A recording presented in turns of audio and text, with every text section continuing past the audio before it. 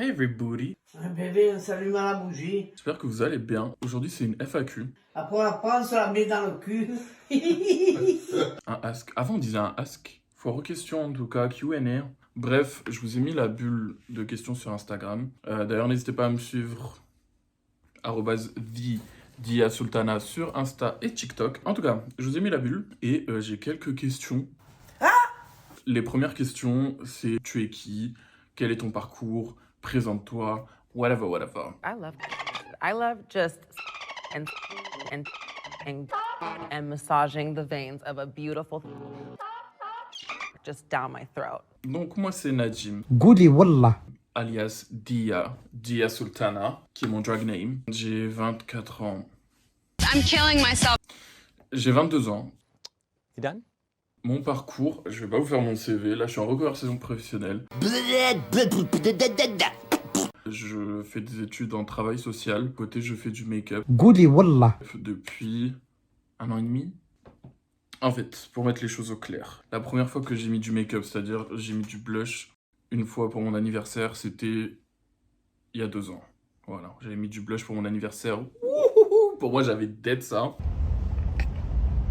Mais la première fois que j'ai vraiment essayé de maquiller mes yeux et d'y donner une forme, etc., ça va bientôt faire 2 ans, ouais. Ça va bientôt faire 2 ans. C'était début 2022. Ça va bientôt faire 2 ans. Du coup, là, l'été passé, j'étais vendeur make-up. Ça s'est assez mal passé.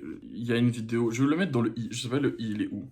Bref, dans le i, il y aura la vidéo. En tout cas, très mauvaise expérience en tant que vendeur make-up. Et je fais du drag depuis vraiment très très peu.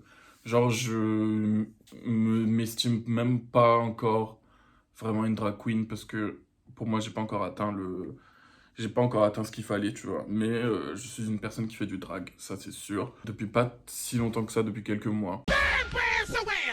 Alors j'ai une question qui est revenue plusieurs fois aussi.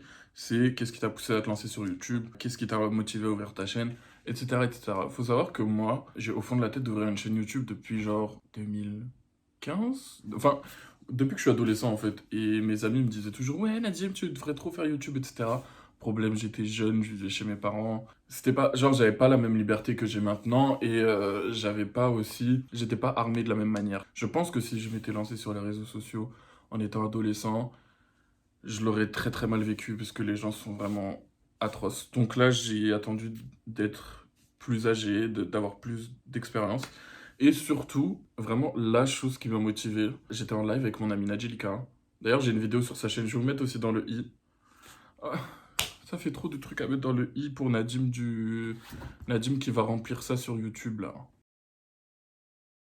Bref, j'étais en live avec Nadjelika. Et je disais ouais, je vais faire une story time sur mon expérience en tant que vendeur maquillage et tout, machin. Je vais la monter, je vais la poster sur TikTok. Parce que je poste sur TikTok depuis plus d'1 an. Et Nadj m'a dit bah pourquoi tu le fais pas pour YouTube? Je dis bah j'ai pas de chaîne. Nadj m'a dit bah crée une chaîne. J'étais en mode oh wow! Oh wow, that's so deep. Wig, okay. Donc voilà, j'ai téléchargé un logiciel de montage, j'ai appris à monter, j'ai monté ma vidéo, j'ai fait ma première vidéo.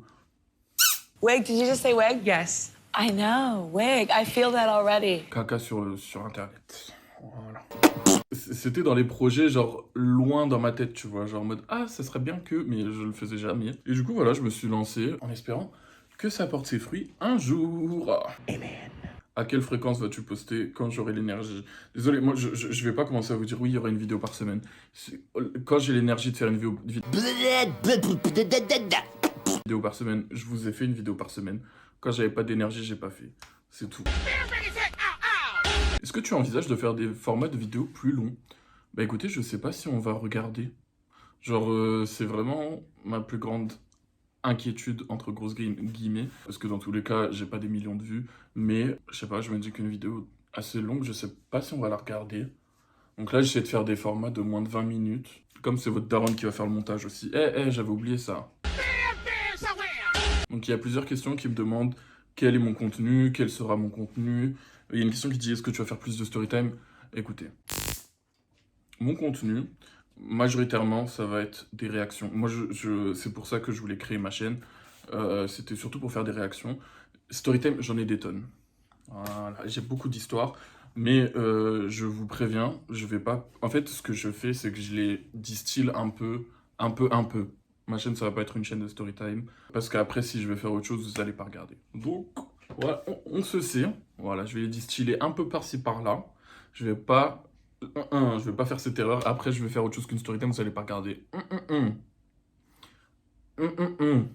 Included, I struggle with anxiety. Amazing. Les youtubeurs qui t'ont énormément motivé, Nadjelika.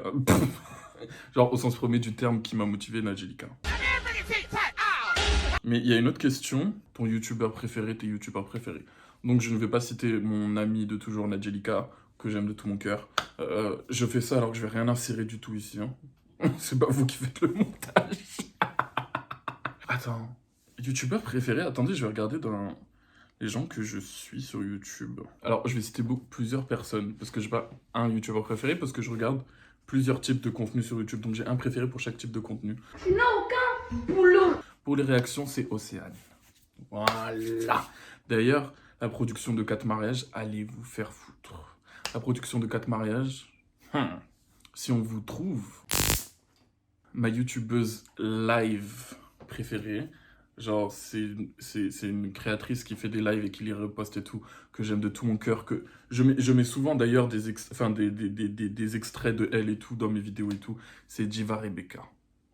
Si vous comprenez pas l'arabe, c'est pas pour vous, mais Diva Rebecca.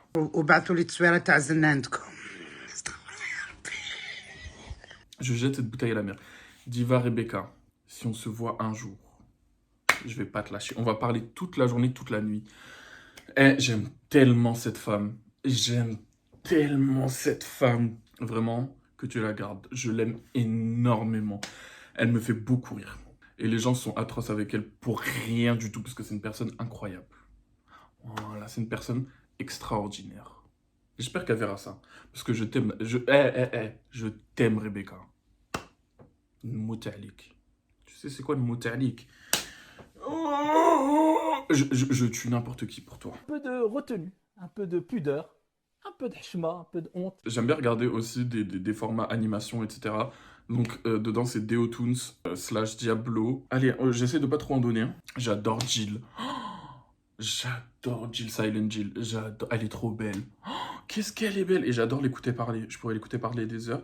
Et pour finir, je regarde beaucoup de contenu Pokémon aussi. J'adore Pokémon d'ailleurs.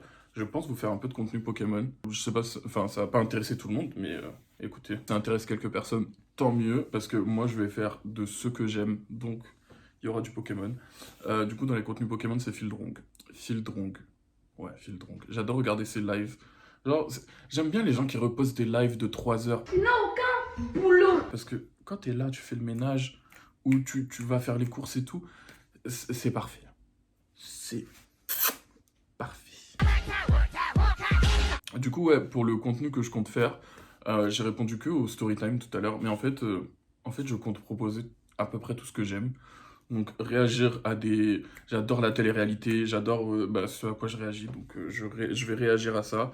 Storytime, parce que j'en fais gratos sur TikTok, donc pourquoi ne pas en faire ici. Il y aura du make-up, il y aura du drag. Il faut juste que je trouve un setup. En fait, je pense quand je vais changer d'appartement, ce sera plus simple. Et il y aura du Pokémon aussi. Il y aura du Pokémon.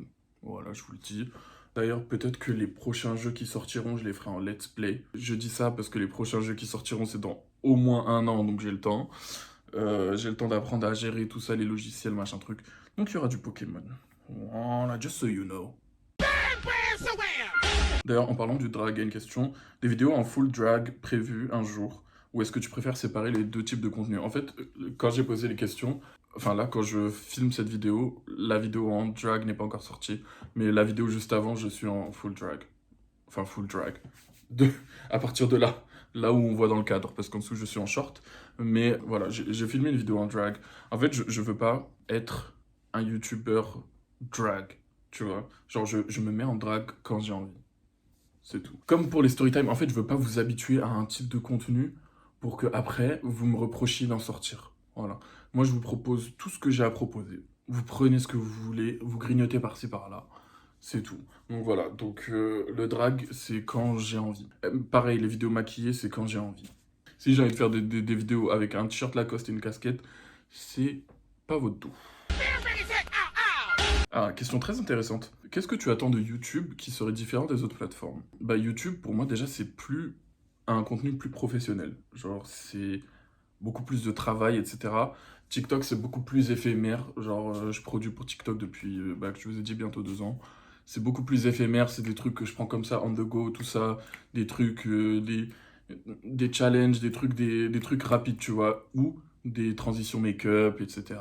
Voilà ce que je fais sur TikTok. Sur YouTube, c'est beaucoup plus, genre, je peux raconter des histoires plus longues, je peux faire des formats plus longs, c'est plus pro, voilà, c'est plus propre aussi. Et si j'arrive, on va pas se mentir, hein, on va pas se mentir. Si j'arrive un jour à être monétisé, bah, j'arrêterai de faire du bénévolat. Parce que, on va pas me reprocher de faire ça pour l'argent. Parce que gros, ça fait 2 ans que je produis et que je gagne 0 €, c'est-à-dire que je suis à perte depuis 2 ans. Si je faisais ça pour l'argent, j'aurais arrêté depuis. Parce que vraiment, ça rapporte que dalle. TikTok, en 1 an de live, j'ai gagné 5 €. Tu n'as aucun revenu. Donc voilà, si j'étais là pour l'argent, je serais parti depuis longtemps. Donc oui, j'espère être un jour monétisable et gagner ma vie comme ça, parce que bah, je fais le même travail que les gens qui postent sur YouTube 1 fois par semaine. Tu vois, je produis le même travail, sauf que moi je suis pas payé, donc j'espère être payé comme eux, genre. Quelle sera la DA de ta chaîne? Je sais pas. Une DA? Direction artistique? Bah je sais pas. J'ai même pas encore de bannière, de quoi tu me parles? Quelles sont tes motivations et les valeurs que tu prônes? C'est beau, c'est bien dit. Donc mes motivations, je vous l'ai déjà dit, proposer du contenu sur des choses que j'aime, etc. Et c'est quoi la question? Les valeurs que tu prônes. Hi, boys. Les valeurs que je prône? Écoutez les gars, je suis travailleur social.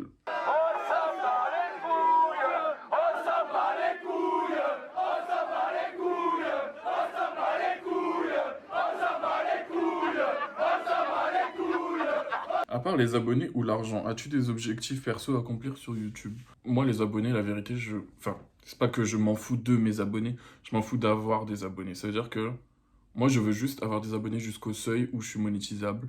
Après, peu importe. La vérité, je dis tout le temps ça sur TikTok. Genre, juste laissez-moi être monétisable, ça veut dire que je travaille pas pour rien. Et après, genre, je m'en fous du nombre, genre, je veux juste être monétisable. Et bah, à part ça, bah, mes motivations, c'est juste de partager ce que j'aime, en fait, et créer une plateforme où on se retrouve entre personnes qui aiment la même chose, et qu'on puisse discuter, etc. Et parfois avoir des formats un peu plus sérieux, où je peux peut-être permettre à des gens de se poser des questions sur certaines choses, où je peux peut-être... je sais pas, donner de la visibilité à certains groupes de personnes, etc. Donc voilà. Une personne me demande, en tant que musulmane queer, comment je fais pour trouver des espaces safe? C'est soit l'islamophobie d'un côté, soit la biphobie de l'autre. Alors déjà, est-ce que la biphobie en question est avec nous dans cette pièce? Non, plus sérieusement. Du coup, entre lieu islamophobe et lieu homophobe, transphobe, écoutez... Pour trouver des endroits safe, bah en fait moi je me suis entouré que de personnes qui partagent mes valeurs, ça veut dire que j'ai fait un grand tri dans mes amitiés et je ne côtoie que des personnes qui partagent mes valeurs. C'est pas que des personnes LGBT ou maghrébines, j'ai des amis d'un peu tous les horizons, mais juste qui respectent mon être et je respecte le leur. Donc espace, pas espace, pour moi c'est pas forcément l'espace, c'est surtout les personnes avec qui tu es. Après oui, il y a plein d'endroits qui sont pas safe pour nous, mais j'y vais pas. Voilà. Mais genre, je vais pas que dans des bars gays, etc. Genre, je vais dans des bars accès à tous et tout. Et c'est juste les personnes avec qui je suis, tu vois. Après, si je sais qu'un endroit est dangereux, j'y vais pas. Il y a des serveurs Discord et tout, genre... moi, j'avais été mis dans des serveurs Discord et tout, quand j'avais changé de ville et tout, pour me faire des amis, etc. Des serveurs Discord LGBT, maghrébins LGBT, etc. Quelles sont tes inspirations make-up? Et à ça, je vais aussi joindre, quel est ton style de drag? Écoutez. D'un point de vue esthétique, je suis très très fan des campy queens, des quirky queens. Ma drag queen préférée, c'est Evie Oddly. En fait, j'adore les personnes qui prennent le drag pas pour se mettre en femme, mais plutôt en mode créature, genre. C'est ni femme, ni quoi que ce soit, en fait.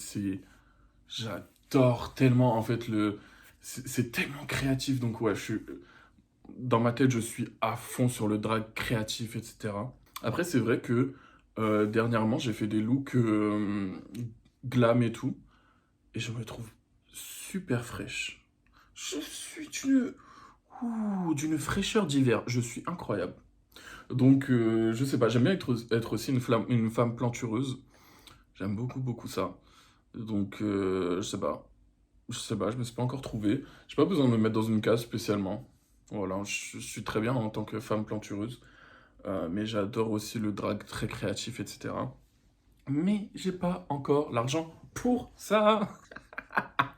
Donc on reste sur les femmes plantureuses avec des tenues Primark. Voilà. Et aussi, par rapport au drag, à quoi aimerais-tu arriver? Esthétique, performance, etc. Alors, dans l'idéal, moi, je serais plutôt une comedy queen. Vraiment, je me vois plutôt plus faire du spectacle, etc. Humoristique, tout ça. Même être sur les réseaux sociaux, entertain, genre vraiment faire rire les gens, donner du plaisir, etc. Pas dans le sens que vous pensez. Vous êtes des gargamels. Je me vois moins faire des shows en boîte de nuit, etc., où je danse, etc., parce que c'est vraiment pas moi. Après, il se peut qu'un jour j'en fasse, faut jamais dire jamais, tu vois, mais c'est vraiment pas moi. Donc, moi, je serais plutôt dans la comédie, en vrai. Eh bien, écoutez, on est à la fin des questions. Du coup, je vous remercie pour vos questions. Je vous aime beaucoup, beaucoup. Je vous remercie aussi et surtout pour le soutien que vous m'apportez. C'est incroyable. Genre, vraiment...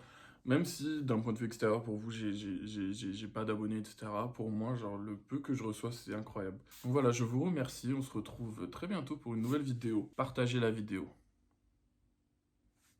Père, psy, groupe WhatsApp familiaux. Merci. Et sur ce, à vous les studios!